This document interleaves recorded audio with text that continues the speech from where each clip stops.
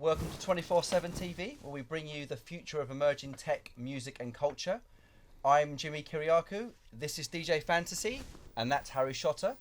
And today we have a very special guest, Xanthe Fuller, who is the head of community at Mixcloud and also a host at Soho Radio.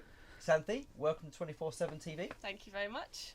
So Mixcloud, I'm a big Mixcloud user, and I'm very pleased to have you in here. I regularly listen to music on Mixcloud. I discover DJs. How would you describe Mixcloud to the audience out there? Yeah, so Mixcloud is a platform for long-form audio, and by that I mean DJ mixes or radio shows or podcasts. So you can't upload single tracks to Mixcloud, but you can upload a whole mix, and that can be any length from 20-30 minutes up to 2 hours, 3 hours. So by not uploading single tracks, I don't want to get into too many technicalities, but that kind of bypasses the licensing, which I think other platforms have had trouble with, where content's been removed. Yeah, it doesn't bypass the licensing, right? But we've got licenses in place. But right. The thing about Mixcloud is we've always had licenses in place. So we launched back in 2009. And when the two guys launched it back then, they looked straight into the legality of hosting mixes and found that you need it's a blanket type license, a bit like what radio stations have, but for the internet and for streaming only. And that's so you're not able to download from Mixcloud. You can't download a mix. It's just purely for a streaming listening experience. Yeah, okay, that's cool. why you can't download anything on Mixcloud, is for licensing reasons. Cool. Oh, okay. So your role at Mixcloud is head of community, and I think from us speaking earlier, it's kind of the definition head of community is very different to how I would envision that to be. Do you want to tell our audience exactly what it is you do there and how your role kind of pans out? Yeah, so my role is very much looking after the community itself, as it implies. So that might be to getting to know the different small communities that use the platform, but then also recognising people who have joined the platform who could be really big and helping them to grow to their maximum potential. So not only are you offering this service, but you're also helping to nurture new talent coming on the site. Do you get followers, like, you know how you would like on, like, say, Facebook, Twitter, SoundCloud, whatever? Do you have like the same kind of thing? Is it like a follower-based thing? Oh yeah. So if you become if you create a profile on Mixcloud, you can then opt to follow people, and then all their shows, all their latest uploads will appear in your feed as you use it. And then likewise, people can follow you and can look at who you're following to get a sense of, other people within the community who are making similar shows. And do you have you got an app for? There is an app. Android and iOS. Yeah. Okay, brilliant. So like what? Obviously, for people, there's people out there, they'll use SoundCloud or Mixcloud. Obviously, we know SoundCloud is quite artist-led, or people that want to just do like their own little sort of mashups or whatever, and also mixes. What is the difference for what would be the difference between SoundCloud and Mixcloud? Well, the way I would see it, and I don't know the people that set up SoundCloud, but the way I've always seen it is that SoundCloud was set up for producers to upload their tunes to single tracks, whereas Mixcloud was always set up for DJs, radio presenters, radio producers to upload full shows to. So it's all about the long form. So people come to the platform expecting to put on something for a long time, which means that we've got a really good quality engagement from our listeners, because they can't expect to just have it on all day while they're at work or while they're at home, while they're on a journey. They'll just put it on for hours, which is really great for the people that upload to the platform, because they know they're going to get a really strong listener base who are really engaged and loyal. Because when we were doing the podcast, we uploaded it onto Mixcloud, and the reason we uploaded it onto Mixcloud was because we felt that we wouldn't get it taken down. Because obviously with SoundCloud there might be some issues with the bigger labels when we were playing some of the sort of the more major. When it's the independent stuff, it doesn't seem to be an issue, but when you start playing the major stuff, if we play the Drake tune, it's coming down. The mix is coming down. How do you at Mixcloud get around? How does our mix stay up? If we play the Drake tune, for example. Well, because we've got these long form radio licenses in place, so that covers us for any tunes. You can't download it, and you're purely listening to a streaming service. So it's like in effect, it's like listening to a radio, which it is. Yeah, exactly. Yeah. So that's why, for example, Radio 1 don't get shows taken. Shows or tracks. Yeah, they're allowed to stream their shows. Okay, excellent. So I been a big fan of Mixcloud. I've been using it for many years. I really think, even though you guys, I mean, what's your current user base? I know it was 1 million about 3-4 years ago. So yes, it's grown since then. We've got over 17 million monthly users. Wow. Unique monthly Wow. users. 17 million. Yeah. Have you got all of their email addresses? Because we can. We got our new thing coming out. Yeah. Can't reveal that information, I'm afraid. But we also have over 1 million people uploading to the platform now as well, which was quite a big milestone that we hit just last So year. that's the users, people actually uploading mixes and That's radio nice. shows and. So what's really interesting, Wow. and again, I think it's important to kind of highlight this, is even though it's been growing quite rapidly, I actually think the time is really coming now, because people, are, as you mentioned, people are really looking to find new music, and the current streaming channels, I don't want to go into a whole kind of competitor conversation, but they can't discover the kind of music that is on Mixcloud because it's too commercially led, and I think for me, who's very into a whole broad range of underground music, I can always find and discover, not just by following people, but I can always search for a DJ or a live podcast from a club and find things that are nowhere else online. And I think as people are becoming, looking at different avenues from just the existing commercial, won't mention any names, but we know what they are. I see Mixcloud as, if we look at it like looking in a specialist record shop, it's kind of like discovering where, I think you've got a community of people that are doing things that you just can't find them anywhere else. And the definition of the term radio maybe has some connotations to the older generation where they look at it as, well, I don't quite understand. Can you explain that in a bit more detail? Yeah, I mean, just to go back to what you were saying, the nice thing about Mixcloud is you have got a really strong mixture of very commercial stuff and very underground. Yes. So it's definitely not just a niche platform. We have a lot of very big name stars like Carl Cox, John Digweed, who all upload, but then you've got a lot of sort of what we call bedroom stars as well, so people that have grown with the platform and are huge on Mixcloud but not anywhere else. But I think the thing that really separates Mixcloud from other platforms, that kind of what you were alluding to, I think, is that it's curator led. So you've got a personality, you've got a person there who is putting the show together, crafting the show. And that's a very sort of personal touch that you don't always get with other platforms.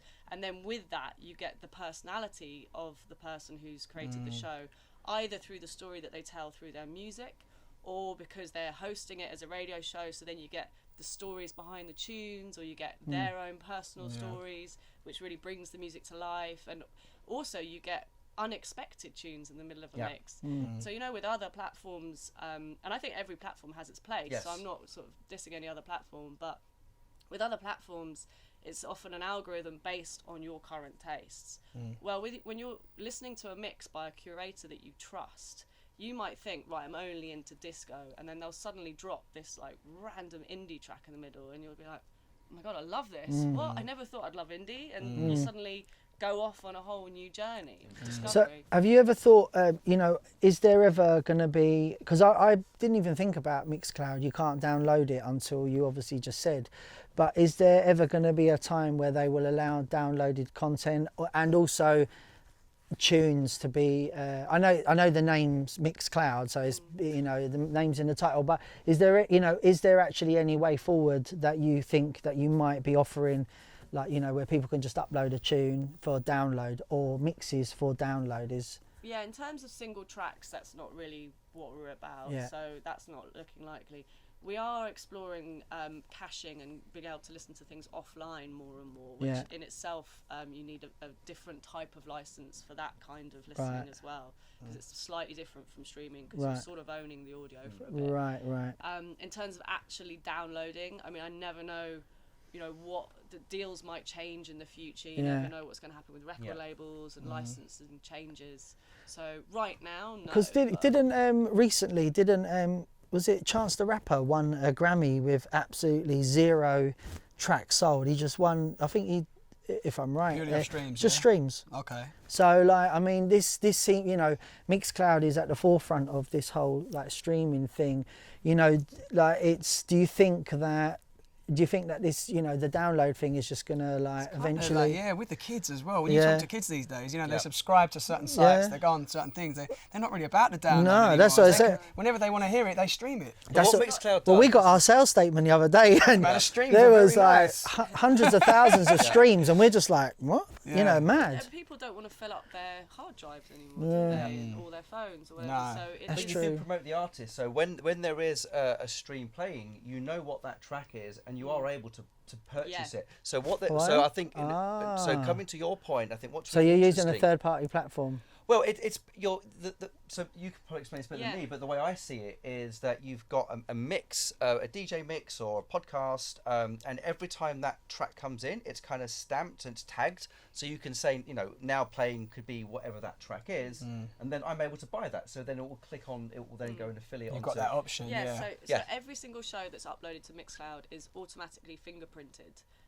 So That's the do you word. know? Yeah, fingerprint. So that's where basically this system will identify every single track that's in that show or that mix. From that fingerprinting, we then generate a music report that gets sent to licensing companies. So we then can pay royalties to the artists whose music's being played in the show. And then at the same time, that also generates a track list that will appear as the show is playing. So like you say, you'll be listening and then it will identify the track and then it will say, do you want to buy this? And take you through to another site. Lethal. I spend a lot of money just for working Mixcloud and listening to shows and buying tracks. That's madness. Yeah, but also just going back again another couple of steps, because I'm just thinking aloud here. But what you said about discoverability and algorithms, I think things have gone too computer led, and I'm really an advocate of the whole Balearic type music where everything gets played. It's about mood, and I know there's some startups working on some really cool AI stuff. I don't know how that's going to even come into the mix. But again, discoverability for me is something that's missing on all the other. SoundCloud has it a little bit, but I think when you've got a focus on mixes and it's it could be 2-3 hours long, right? I mean, what's the limit? It's quite like some of them are quite long. Yeah, I mean it's really a size limit. So, Right. So it's okay. It's how much you can upload within that size, but people do go up to 2, sometimes 3 hours. Because I know that you mentioned Carl Cox. I know that his closing party at Space. I mean, there's various uploads, and I do follow Carl Cox, and he's a big advocate, and John Digweed. Yeah. But I still regard them as not mainstream, even though they're big. They've still kept to their kind of like underground roots.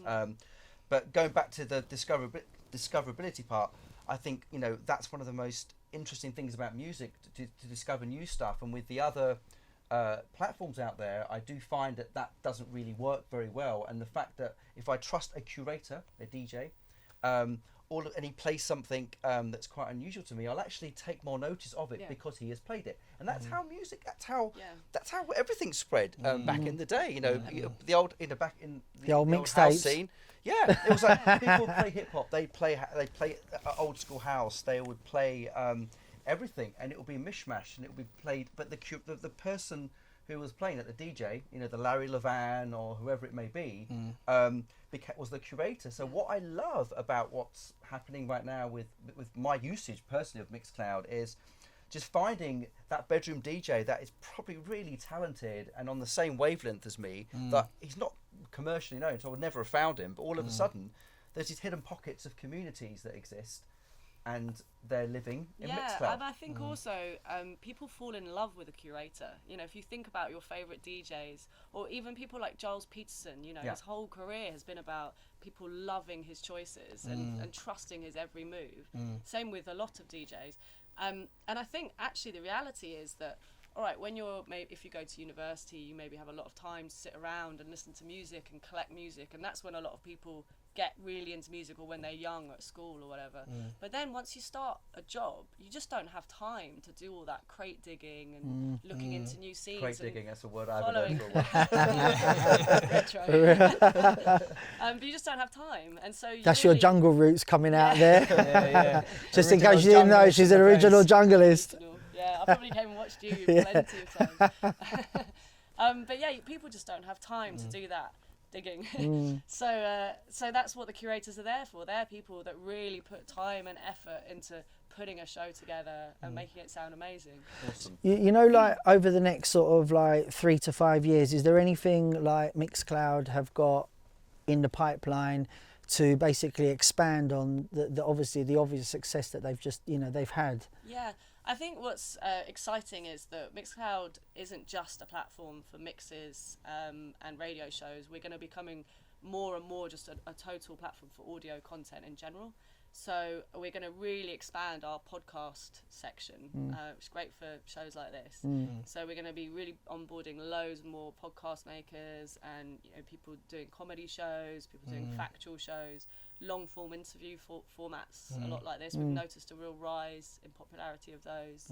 Yeah, because I'm just thinking of I didn't even really think of it like that. I'm just thinking, like when she just said that, I'm thinking, we should upload these on it, you just think of like DJs and people putting sets up, you don't really think. I think even me personally, I listen to so many long podcasts Yeah, these you days, do, that deeper kind of insight into artists Yeah. and DJs alike. So I think people want to hear the backstory as well as the mix now, as well as the music. People want to see how they got there. And Mixcloud could be great for that. Yeah, that's exactly. So are we organising a specific sponsorship?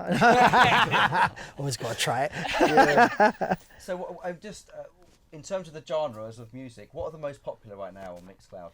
So, house is always massive, but drum and bass is massive on Mixcloud as well. Yeah. Got a really thriving scene on there. Hip hop is huge. Jazz has always been really big. Really, and yeah. another one that's quite surprising to some is that ambient and chill out is really big on Mixcloud as well, which I always think is quite interesting. It's one of the most searched for tags on the Serious? platform. People just want to I listen to a lot of it out. because sometimes because you've got It's that probably long form, him. 2-3 hours. I love it, but because you've got that long form, I think that's the kind of thing you can have on in the background when you don't want to listen to very chaotic music. If that makes sense. If you want to escape or if you're on a hectic journey. But yeah, likewise at the same time, you've got the drum and bass scene is huge. I think it's probably most relevant to you. But we've got the charts on every genre has its own chart, and those are all very competitive. We also run competitions, a lot of competitions on the platform. Very exciting. We've got quite a few new ones coming up.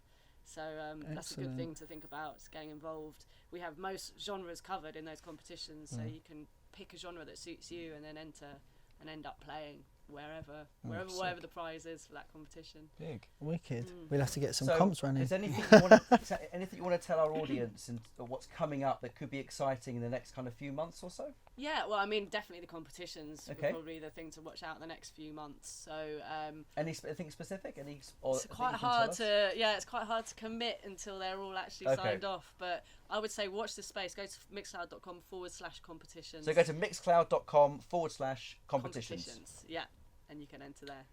Xanthe, thank you so much for coming in. No problem. Remember, guys, download Mixcloud if you don't already, and 24/7 TV.